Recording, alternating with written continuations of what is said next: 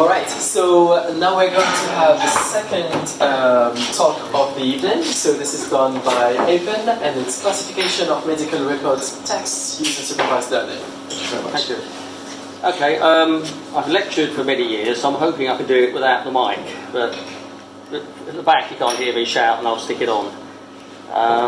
Okay, so as you can see, I'm from the University of Bristol, School of Policy Studies, and the work I'm talking about relates to an NHS-funded project called LADA, a horrible acronym, which is Learning from Death Reviews.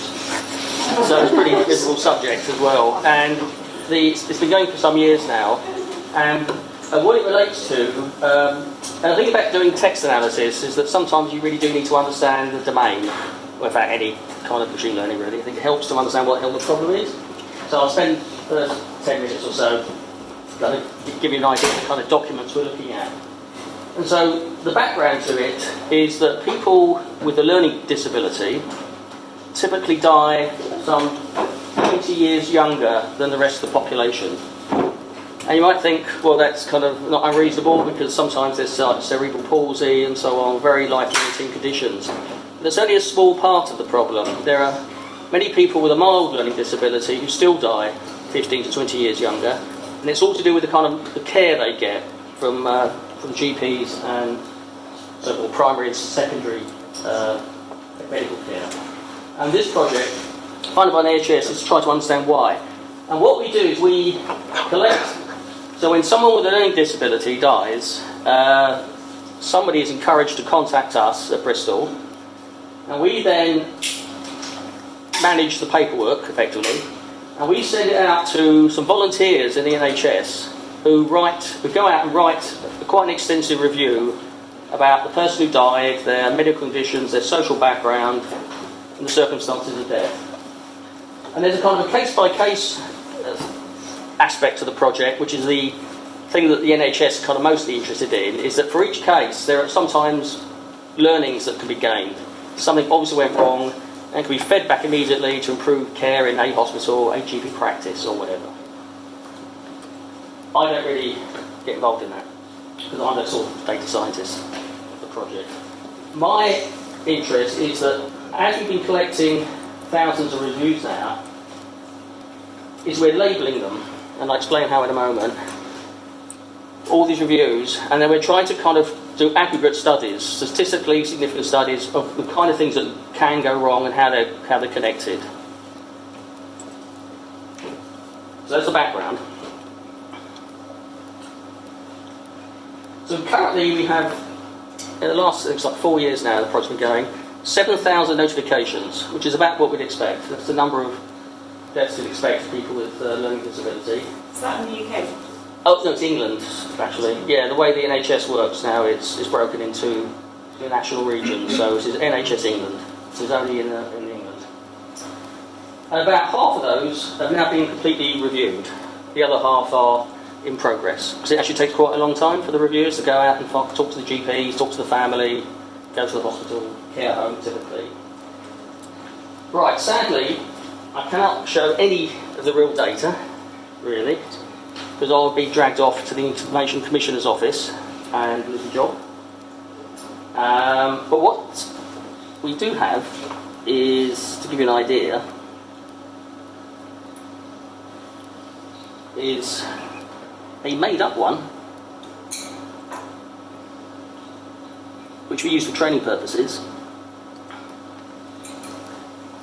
So you see, so this is kind of a review that gets written. So there's a sort of a basically like name. Oh, no, it's probably too small for people at the back.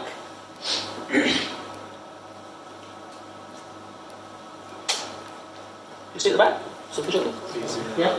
So it's the usual stuff. So it's the name, person, telephone details of the reporter, of the deceased. And then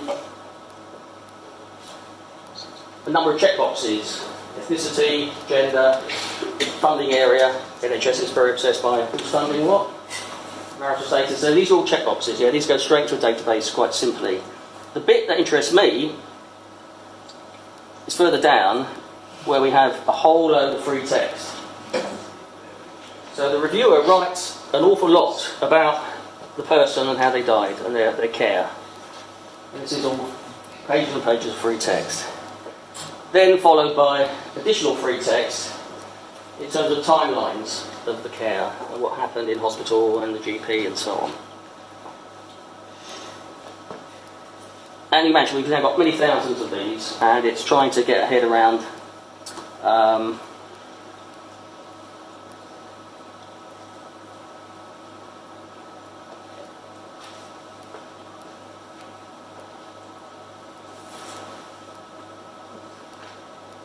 what's going on. Yeah, we've got all these data, and it's trying to get access to it. So just to show you quickly. So some of the data is relatively simple. Ethnicity, gender, so on. Checkboxes go straight sucked into a database, and it's used by various people. The thing that we also do is we have use free text, and we employ people. We have now currently a team of 4 people working full time, whose sole job is to read these reviews as they come in, and they code them, like sentence by sentence, paragraph by paragraph, according to the content, against variables, or labels that the project principal investigator considered important, based on a pilot project. The way they do that is, does anyone know in vivo? It's a social sciences things. I'm in the School of Social Policy. They have their own tools. So in vivo is a coding system where you have a code book where you kind of list a number of variables or labels, depending on where you're coming from. So here's pain issue, for example. And the coders, we call them coders, but they're not programmers, they code in this way. There's about 300 codes, and they look, so it says pain issues. The codes below are issues to do with pain in the person, like the person who died. So pain long term, evidence of pain lasting a month or longer. So we then define specifically what these variables mean, rather than just leaving them open-ended in the code book. And these are the right people who actually do this every day, reading this sometimes rather unhappy material.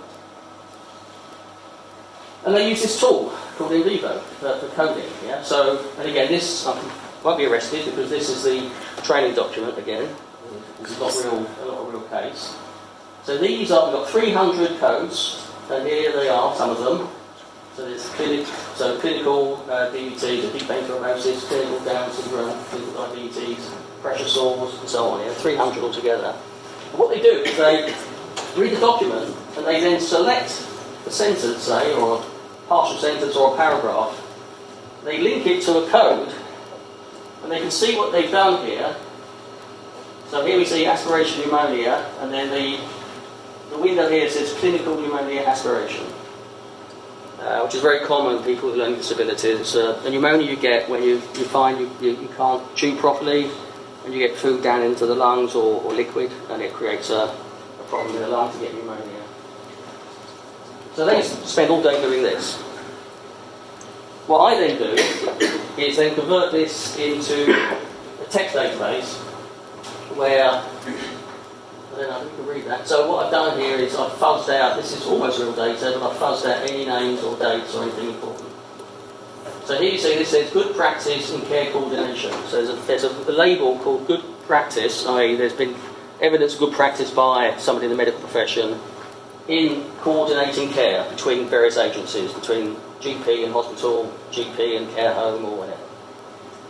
And if there's nothing, it's a 0. If it's, again, it's 1 hot really. If there's some text, it's a 1, and the text is then in a separate field. Most of the text is much longer. This just shows a few words, and it just goes on. They can be a sentence, they can sometimes be a paragraph long, depending on the coder's decisions.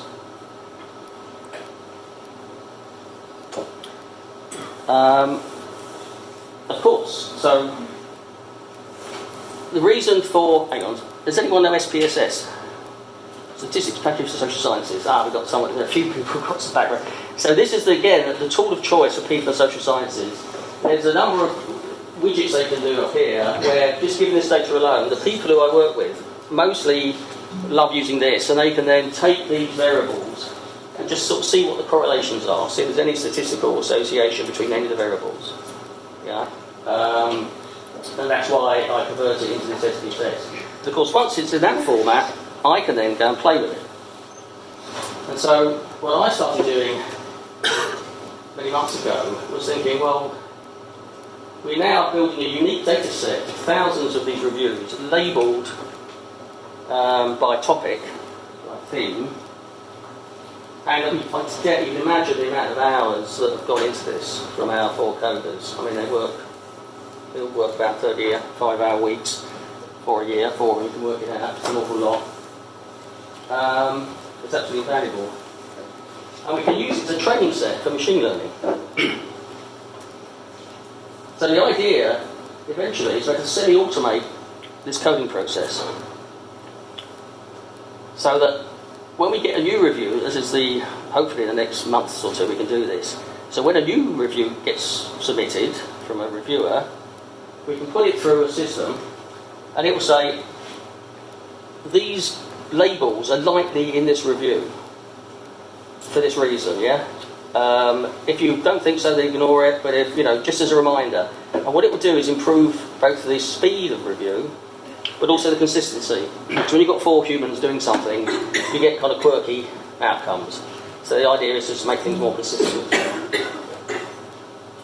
So what I'm doing, so here, so typically, the sort of cartoon version of the database, we've got an ID, which is, instead of an individual, we use an ID number. There's a code, and there's a text fragment, which was selected by the coders and explains that code. Here, the label. So, of course, what we want to do is, I'm glad Dan spoke first, because he's given me a lovely sort of preamble and done all the heavy lifting in setting this up, in that we can find a way of representing these kind of texts and their labels, get the feature vectors, train machine learning algorithm, as I'm using a support vector, a classifier, get our model, and then when a new review comes in, we can do it in this sort of semi-automated way. And it will be semi-automated, not fully, because we are dealing with real human medical data with real impacts in the NHS, so we can't afford to just play with it. Yeah, we've got to have everything kind of eyeball checked, but it will just improve the efficiency and the consistency. The first thing that's worth mentioning is first I have to wait a while because the reviews come in quite slow initially when I first started, and we need a fair amount of data to even attempt this sort of thing. So we're kind of waiting, and then the other problem we have. So here, omeprazole. I don't know how many of you have got a medical training or in pharmacology. Most medical terms that we use in the reviews are virtually unmemorable. And even the people who write the documents, they often cut and pasted from hospital records or GP records. There are so many misspellings of medical terms, especially drugs. So, the classic one that keeps cropping up is it's amazing how many people can't spell paracetamol. And they just get the A and E confused. But here you see macro gel instead of macrocol, which is a laxative. So valproate. This is one that's used very much by people with LD, learning disabilities. And there were many thousands of misspellings. So of course, if we were using the words, and to use the fancy expression like a bag of words, then we'd have many different words which aren't really accurate. They're the same damn thing, yeah? So the first thing I had to do was to write some code to actually try and clean this up. So let's correct all the spellings. And I find it hard actually, I have to keep double checking it. They're almost designed like this one to be, these two are typical. I can barely say them sometimes, let alone remember how to spell them. I don't blame people who work in business. And this is, that's one of the lessons really, is that when we sort of do the MSc course, I did an MSc as well in data science and machine learning, all the tutorials and practicals are on kind of nice data. where everything's kind of, and some of the online tutorials, they use things like newspaper articles or journal abstracts, where it's gone through an editing process already, spelling's been corrected, the grammar's clean. Most real-world data isn't like that. The sort of stuff I deal with anyway, it's just a complete mess. So you need to sort of build that in. And I'm glad I made this point. I put this in only today, when I saw what Dan was talking about. Because you might think, well, I'm going to use a support vector machine, rather than some lovely new fangled technique, these word embeddings. And why is that? Well, there's a couple of reasons. First of all, I'm not sure I've got enough data for doing word embeddings. Even though I think there's a lot in terms of NHS records, it's still not the size of the Wikipedia database. But more to the point, I don't know if anyone spend any dealings with NHS in terms of working with them. Oh. Right, so you know where I'm going with this then. Is that they are very out of date on almost everything sort of in technology. So often our contacts, I'm a bit careful here because I know this is being recorded. Quite seriously, when we deal with most of the people we have as contacts, they like to have our output in either Excel files or Word documents. Something that can be, can stick on a Microsoft application. Everything else is just a bit too confusing. So even this is kind of pushing it a bit, because we have to, in a few months, hand this back to the NHS, the project that we're doing. So by using the support vector machine, which is now quite old technology, but quite robust, it's been used in medical text for quite some time. And also I'm using this thing called TDIDF, which TFIDF, not TDIDF.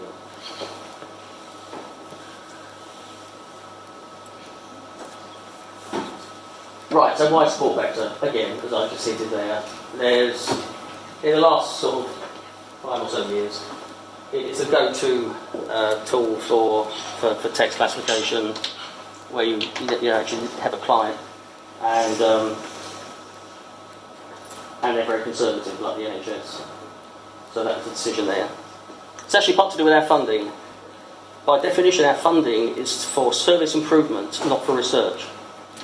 So even though I'm a researcher, I'm a senior research associate, strictly speaking, I can't do what we might call research.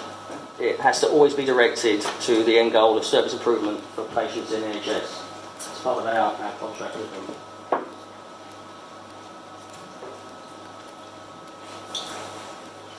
So, TF-IDF, term frequency versus document frequency. So Dan's done a lovely intro here, in that what we have to do to make most machine learning algorithms work, we've got to turn a load of sentences, paragraphs, into some numerical description, some sort of vectors that have num form. So the usual way, has been for many years now actually, this goes back decades, is something called term frequency versus document frequency, where first of all you measure how frequently a term, and here the term is a word, so how often a word appears in a document, which would be one of my text fragments, but then you scale it by how often that word is used in other documents. Yeah?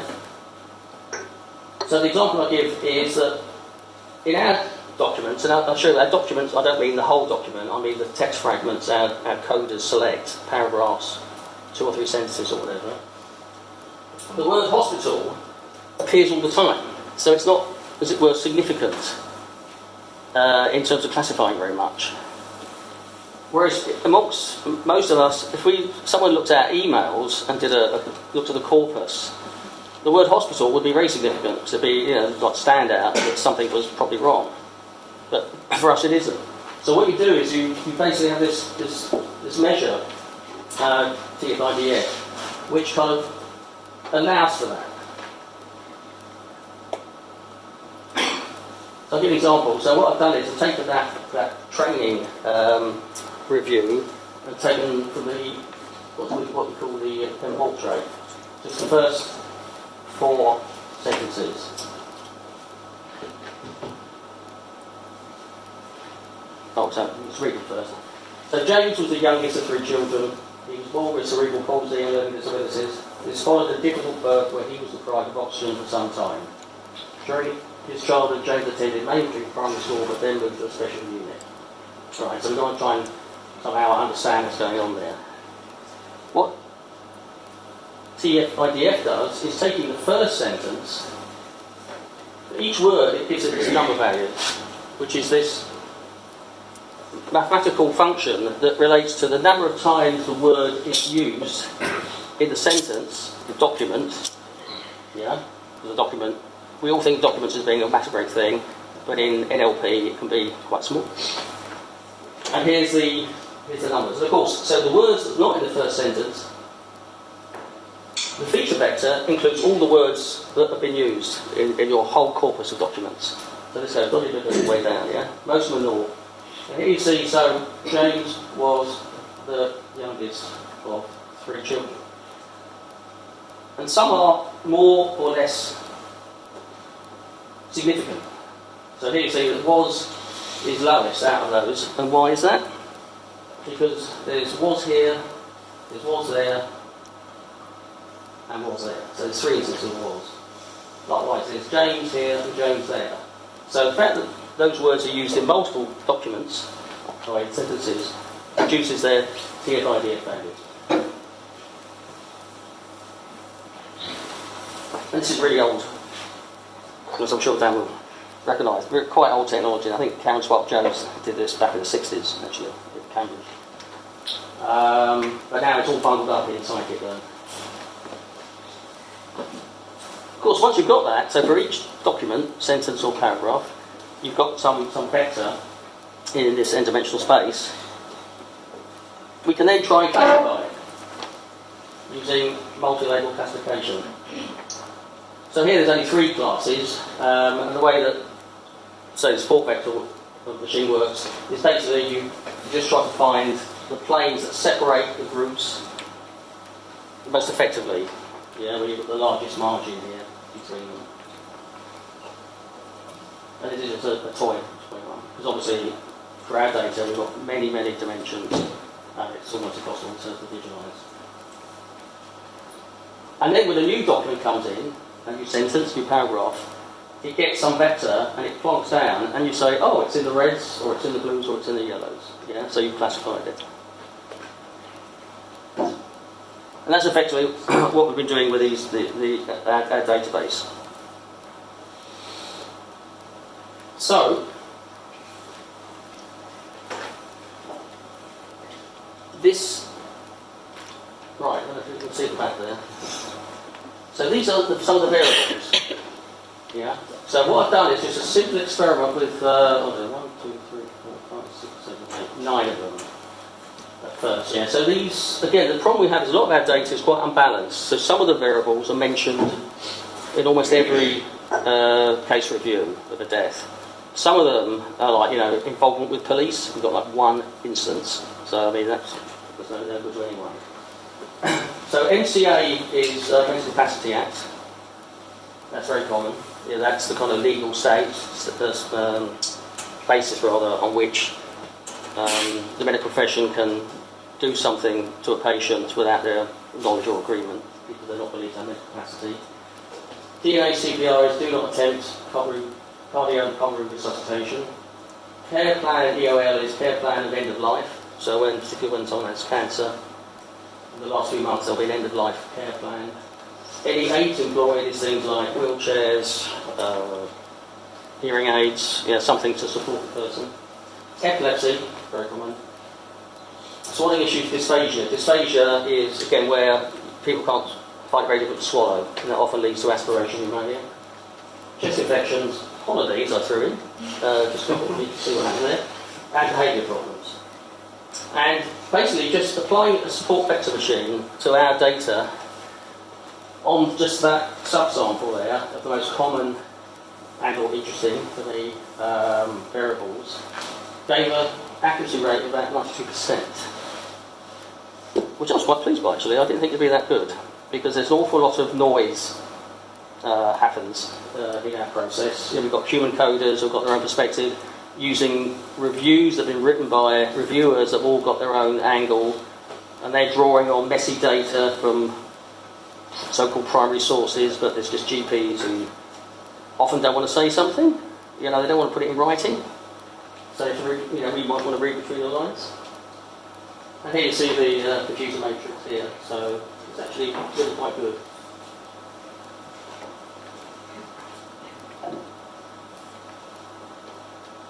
So here's some specifics here, and this is real data, but there's no names, so I think I'm all right. So here's just here's some of those variables again, and this is the probabilities that are returned for each certain sentences in the test data against these variables. So you see, so the sentence document. She required a shower chair to be able to have a safe daily shower. Gives a 97%, I put 97 probability of it being label 3, which is any ex-employed. Back to the shower chair. I mean, I must admit, I was a bit thrown by that because I'm not afraid I'd only used it for. She was on a textured diet and 45 drinks. Dysphagia. Again, for people with dysphagia, it's a common way of dealing with it because there's a risk of choking. And what you do is first of all, you mush up solid food, but also you thicken liquids because there's a problem with air. You make it slightly sort of thicker, and that's what a textured diet. Look, a 96% hit on dysphagia. Another hit's on 8 employees, so it's the same person, yeah. Mobility was decreased, and she used a wheeled walker frame, so a 0 frame with wheels at the bottom. But every now and then, it gets it wrong. And it actually wasn't me, somebody else spotted this, one of my colleagues, so I couldn't work it out for a few minutes. So she enjoyed living in her Somerset bungalow. 90% probability of it being holidays. Well, it isn't. She lives there. It's not holiday. She's living in her home. Anyone guess what it is? It's the word enjoyed. We went back and looked. Some of these people, you know, their lives are slightly difficult, especially in the last years or so. And usually the phrase enjoyed is almost always used in that they enjoyed their annual holiday wherever. Yeah, with a family or something. And so the word enjoyed was the trigger here for it basically attributing its holidays. And it's understandably funny, I think it relates to again what Dan was doing, because one of the things we're looking at now is rather than just mulling over this and looking through our documents, is we want to find out exactly what it is in the documents, which words are actually giving us the classification we're doing, so we can kind of understand it. So in summary, and I'll come back to that in a minute, so we are currently assembling, we've got the project now another 5 months to go, these manually coded texts which combine medical and social care, so it's really quite a challenging area. It's unique as far as I'm concerned. I can't find anything else in literature. There's quite a few that are purely medical, you know, from hospital discharge records. It's purely diagnoses, treatments, drugs or whatever, but we include social care and housing and so on. And we basically think it's going to give us some really nice material for doing machine learning and area extending we've done before. So we're currently pushing what we've got. Andrew is an undergraduate student who's working with me to basically try and improve those results. So I've done it for like a dozen out of 300. And I know at the bottom, it's like 300, yeah? And the bottom 150, it's so unbalanced that they're not going to be usable, or they are so subtle, you know, like sort of gets on well with family is one of the variables we have, the labels. I mean, that takes, we often sit in the office and people read, the coders will read a review, and we often have a lot of mini-conference, you know, reading a review, a paragraph and saying, do we think that's what's meant? So it's not thing you're not expecting this to work on. It's really subtle. But it doesn't matter, because what we're trying to do is just improve the process. So if it helps half the time, it'll be really helpful. So we're basically messing around with how to pre-process text, doing stemming, various other sort of tricks and so on, changing the parameters, using other ML algorithms. And we've just got some funding actually to look at this interpretability. So what we want to do is say exactly what is it that means a class comes up. The holidays one was just a sort of a small obvious one. The ones that interest us, we've got two codes, for example. One is called best practice and one's called poor practice, which are really crucial, especially the poor practice. And are there certain key words that keep cropping up when there's poor practice that we can then immediately feed to the reviewers to say, if you see anything to do with this? I mean, the one that I know in my own head, I'm almost sure will turn up will be delay. A lot of poor practice in the NHS is doing delays. Delays in appointments, delays in treatment, delays in this, that and the other. So I bet the word delay would appear in it. But the idea is to do that more formally using these kind of explainability techniques. And I'll stop.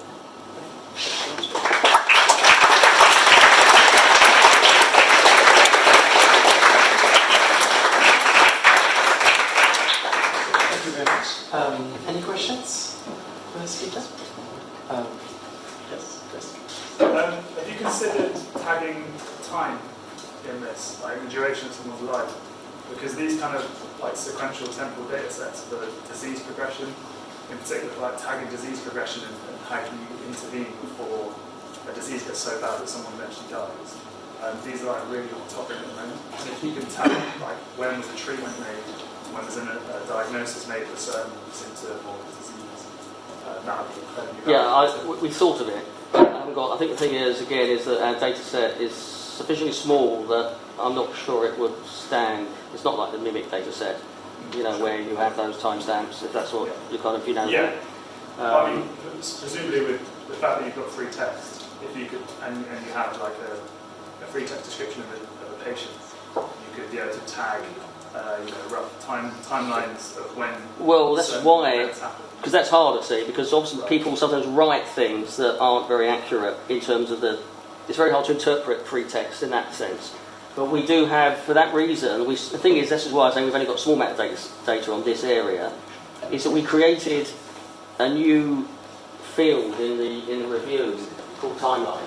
Sure. And that's only been there for the past year out of the 4, because it's only realised, this is like version 10 of the review document, and we now have this where we can literally know that the dates relate to the event.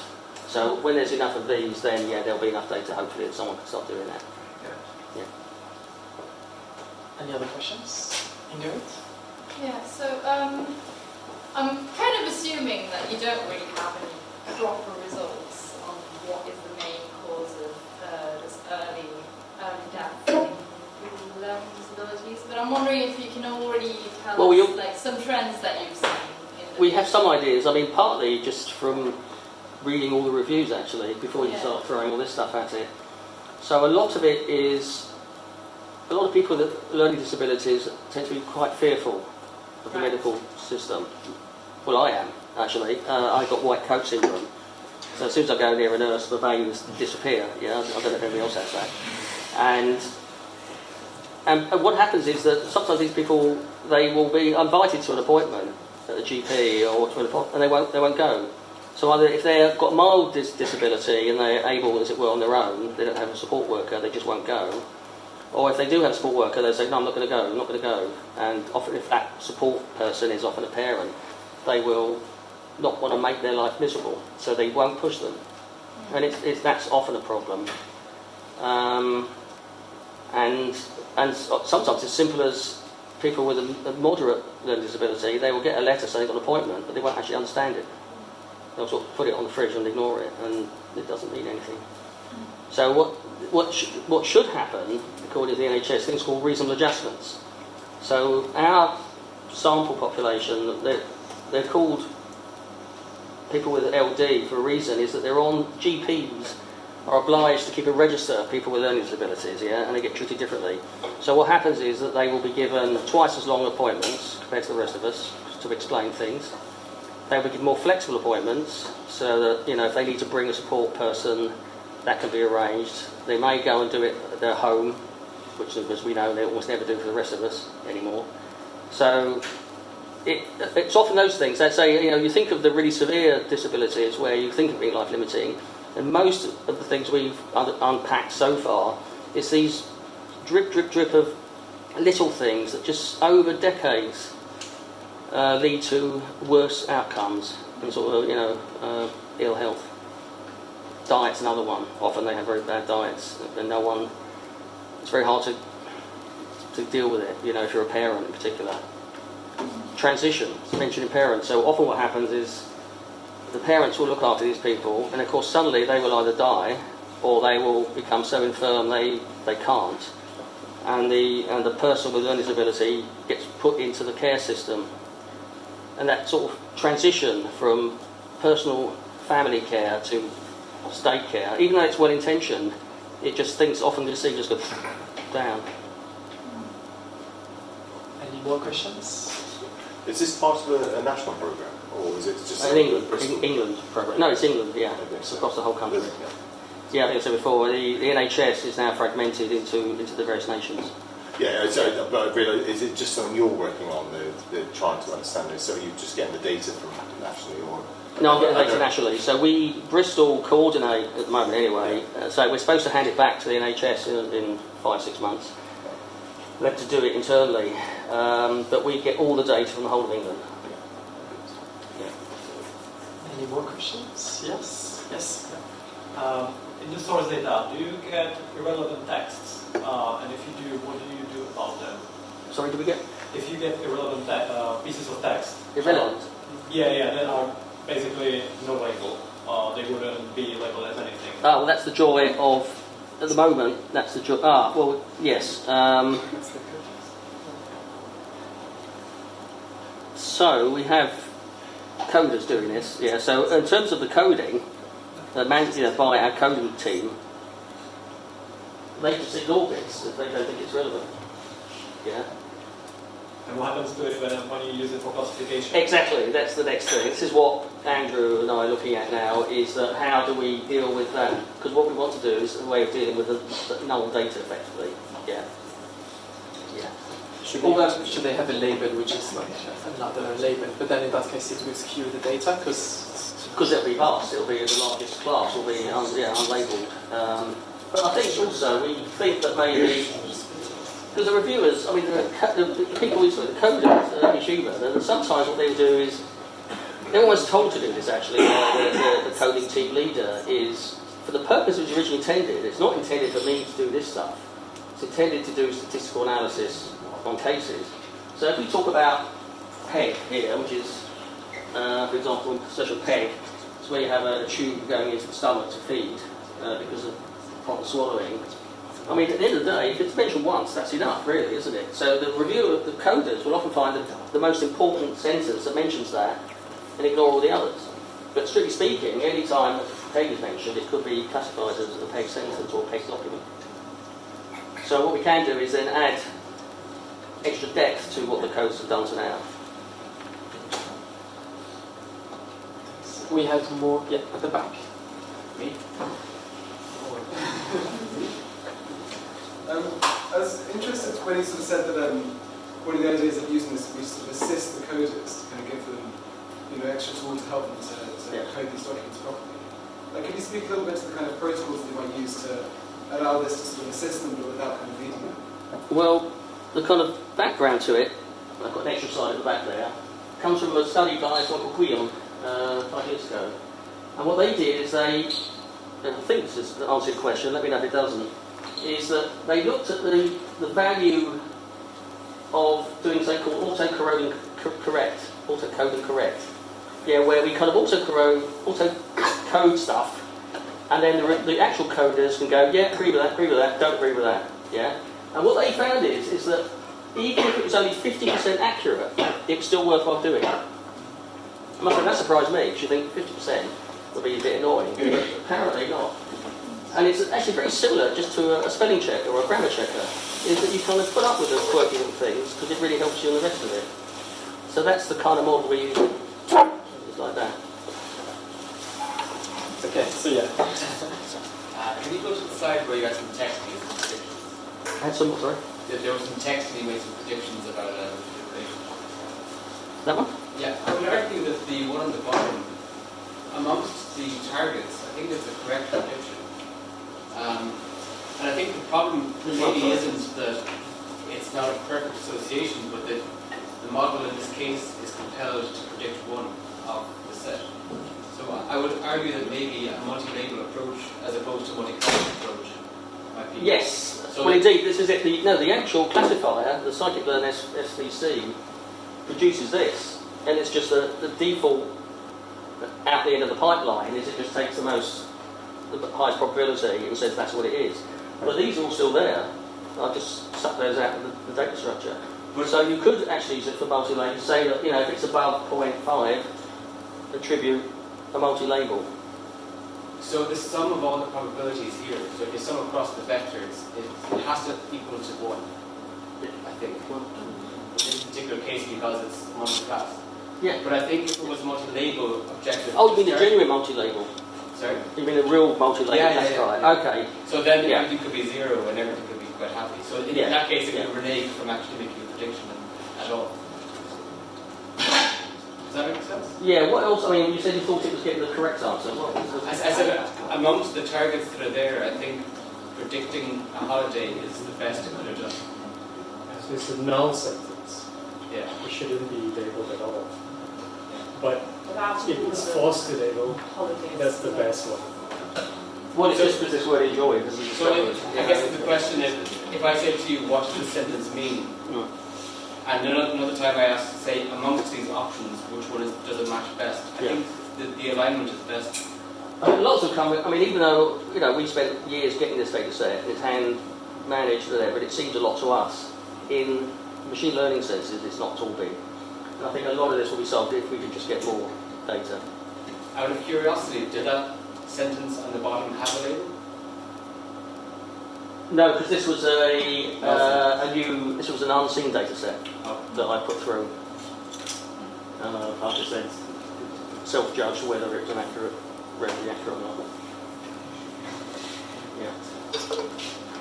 Just a quick question. Have you considered framing this as a sequence tagging problem? Like in the same way that we tag nouns and verbs and so on, you could tag, is this word part of a labeled document or labeled sentence? Does that make sense? Like it would then, like you said, one of the problems that you had right now, well, my guess was to figure out why it detects or why it predicts a given sentence to be part of your category. If it was at a word level, then it would kind of highlight, say, enjoy. Yeah. or Well, something. this is, we're just using tokens, terms, so it's everything's at the word level at the end of the day here, or Right. a mixture of words, bank of words. Right, okay, but only on those sentences which have a label, or not? You don't process the entire document, or No. Okay. Well, we do. the I entire do for the new documents. Word So document? the classic, the training set is the one. This is the one asymmetry we've got to deal with. Is the training set is done on the sentences that were selected by the manual coders, and that is already a bias in there, which we're aware of. And what I did then here is I was just going through a new. I took the names out, made it cheap, but it was a new case that had just come in. So it sent it through into the classifier to see what would pop up, and this was a doing. Right. Yeah. That doesn't answer the question.